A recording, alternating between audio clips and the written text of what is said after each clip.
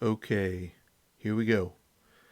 Now, what I would like to do is explain how we're going to go through these PLC shop jobs and take the logic that we have already compiled in our manual motor control job and construct a program in the PLC.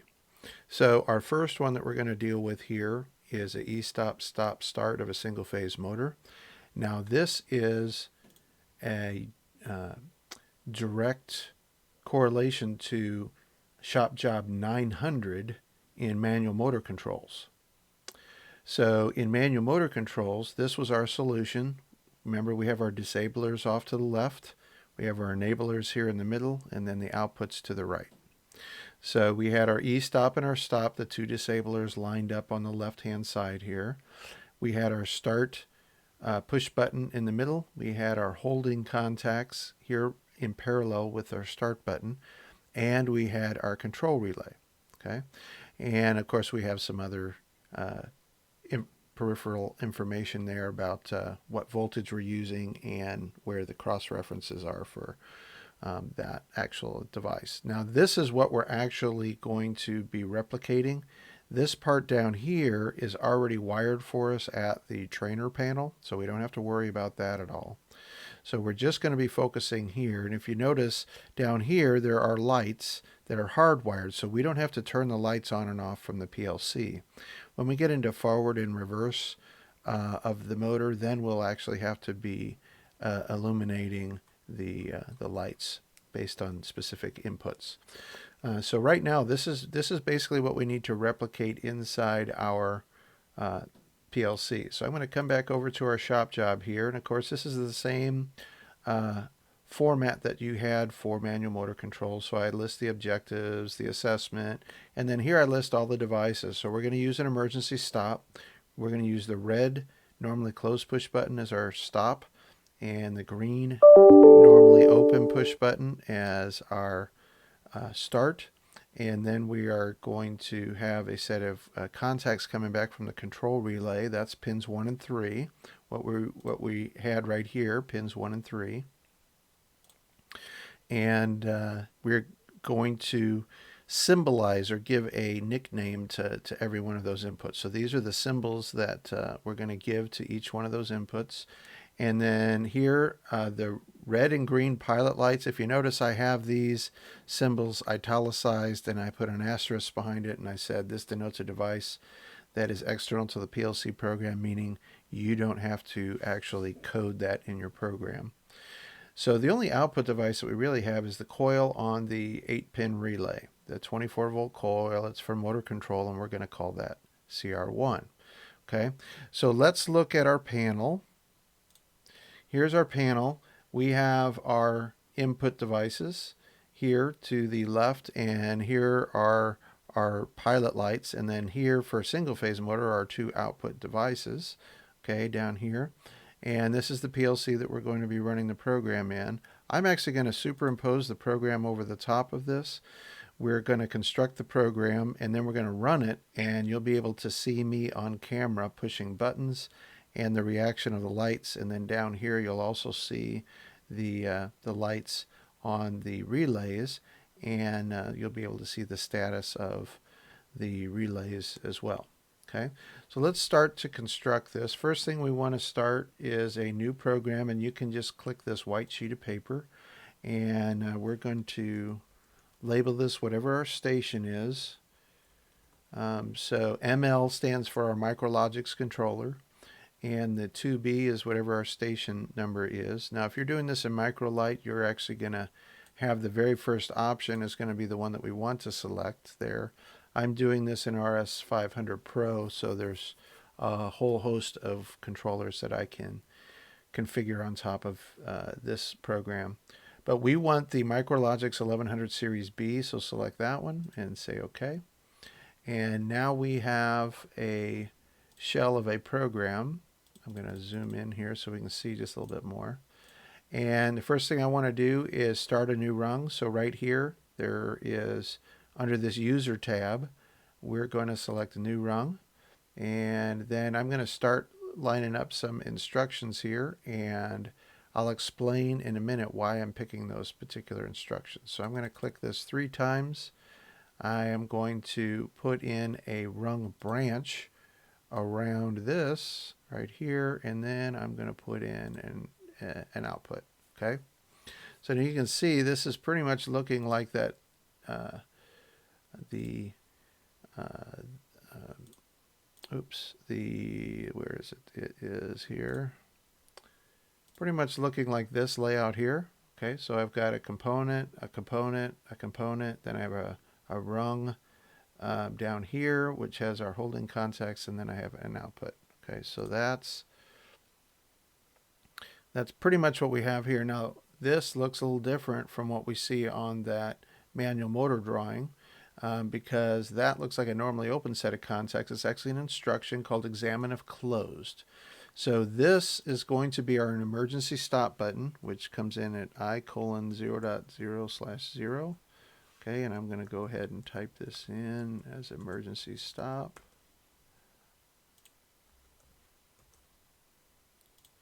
Okay, so that is our emergency stop button, and its normal location, normal function is to be closed. If it opens up, that means that we have some sort of emergency.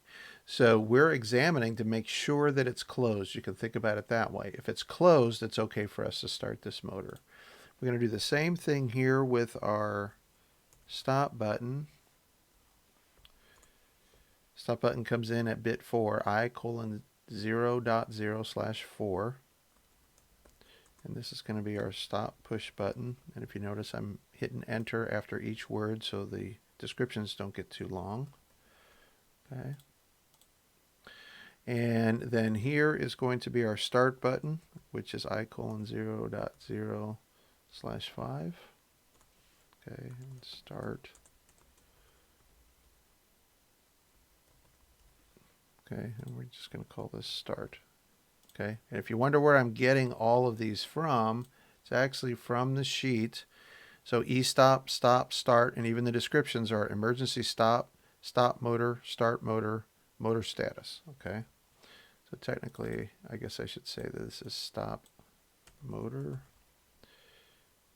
and this should be start motor. Okay, so it matches the job sheet. I want those to match. And then here, this was I:0.0/7. And if you look at the information sheet for the PLC assignments, that's where all these addresses are coming from. And so this is for control relay status. Okay, CR1 stat. Yeah, so I might have even said motor status is what I actually called that. So I'm just going to call this motor status. Okay, and CR1 stat. Okay, and then here, this is going to be an output, so we're going to type the letter O:0.0/, and this is going to be output 3 or bit 3, and this is going to be, let's see what I called it. I called it motor control right there. Okay, so motor control and CR1. Okay. All right, so that is our program that's going to match what we had for manual motor controls here. Again, we're using examine if closed because closed means it's okay to start my motor. Here we're using examine if closed because if the stop button is closed, it's okay for us to start the motor. And of course, if we push on the start button, it will close, and that will actually energize our output. When we energize our output, the set of contacts that gets wired back into the PLC will close, and then we no longer have to hold our start button, and we will have a holding circuit here. So I'm going to go ahead and check this. You could, either one of these two that have check marks on it, you could check that. And then I'm going to go ahead and download this. It wants me to save it.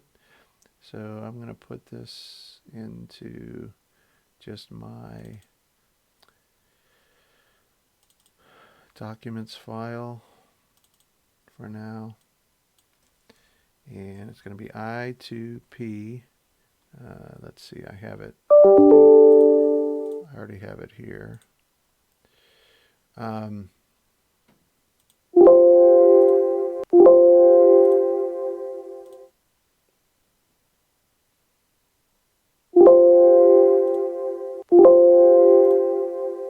Okay, so now we're downloaded. Let's go and look at our panel.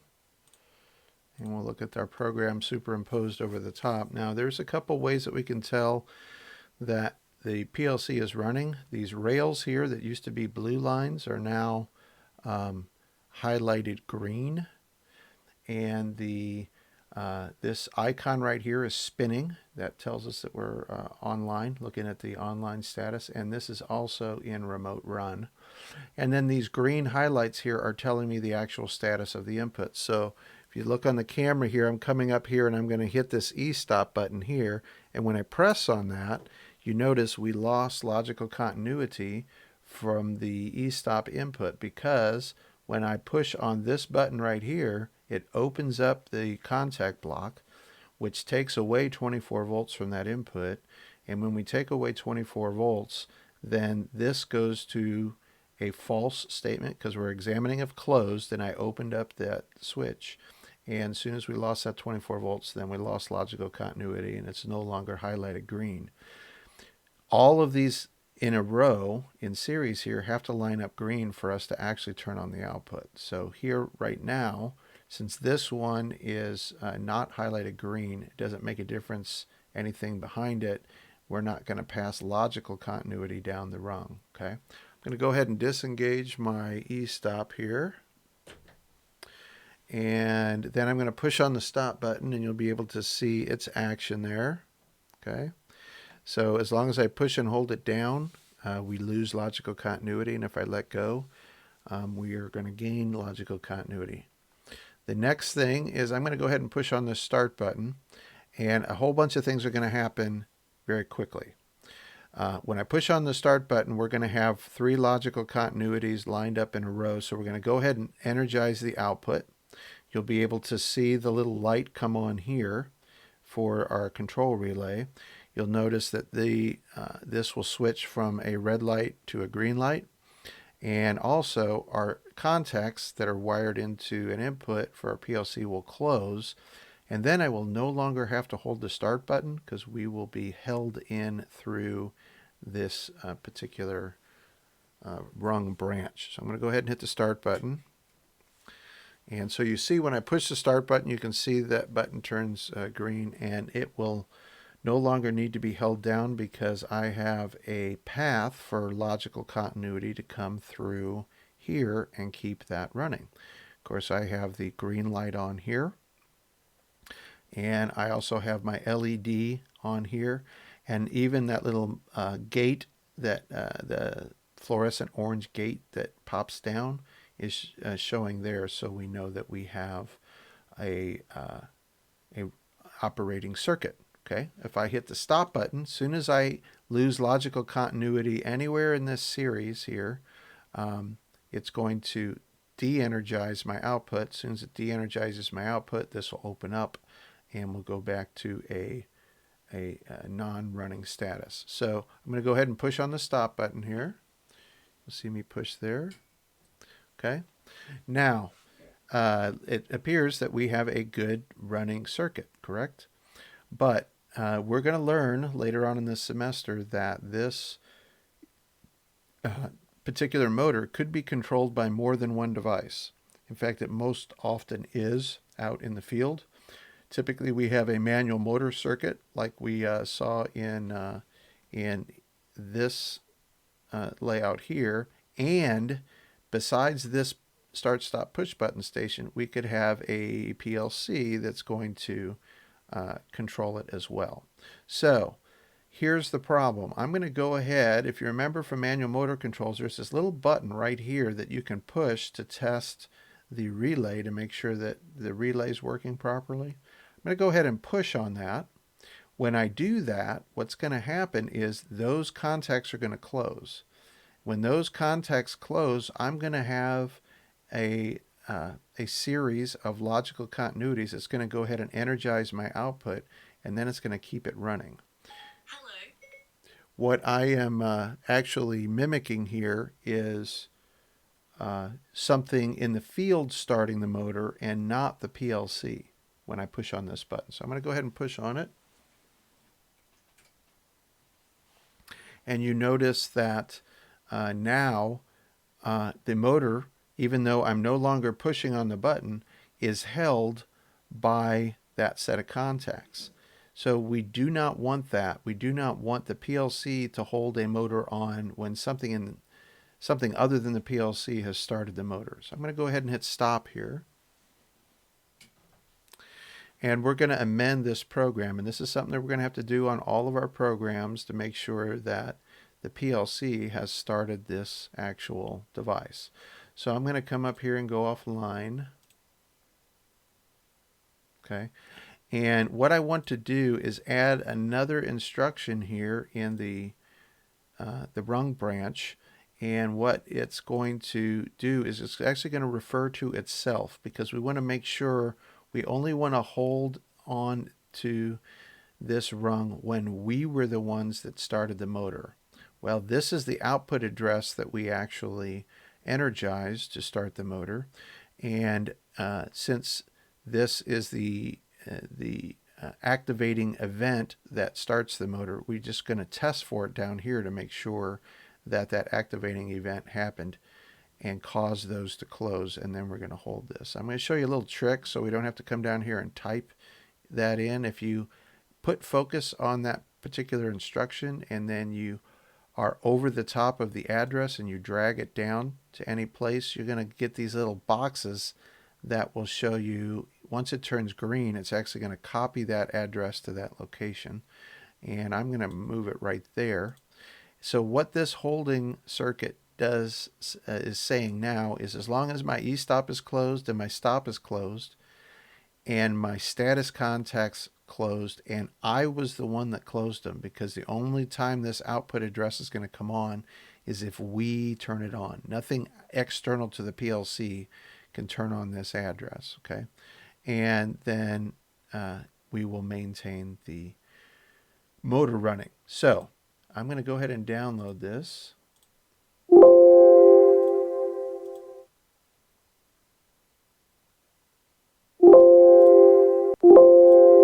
Okay, so again, we have our program that we're looking at inside a running PLC. I'm going to go ahead and push my start button.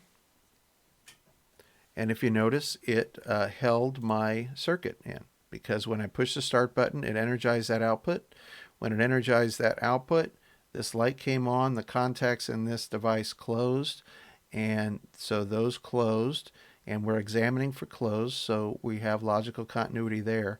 We had already energized this address, which in turn energized our relay, so that was testing for a 1, and it became true, so we have a maintained circuit. I'm going to go ahead and hit the stop button. Now I'm going to do my test where I come down here to my my control relay and push that manually operated button, simulating that something other than the PLC has started my motor. I'm going to come over here and push on that, and if you notice, the output address never comes on, because right here we never turned that output on. Something external to the PLC turned the output on. So if I let go, if you notice, I still have a green light at my panel over here, but I don't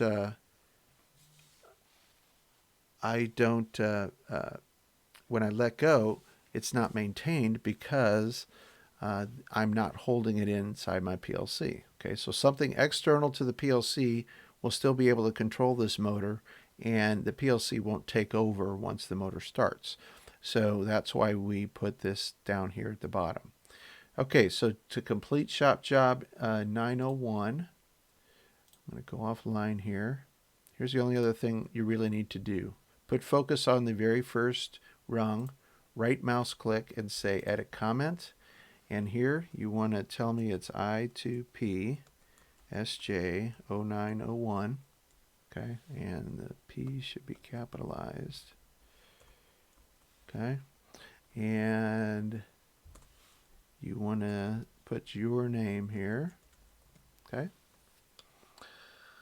and then in the printout that will help me. And of course we want to save it to this name up here as well. So I2P Shop Job 0901 space dash space and your last name. Okay, so that is Shop Job 901, and we'll see you in the next video.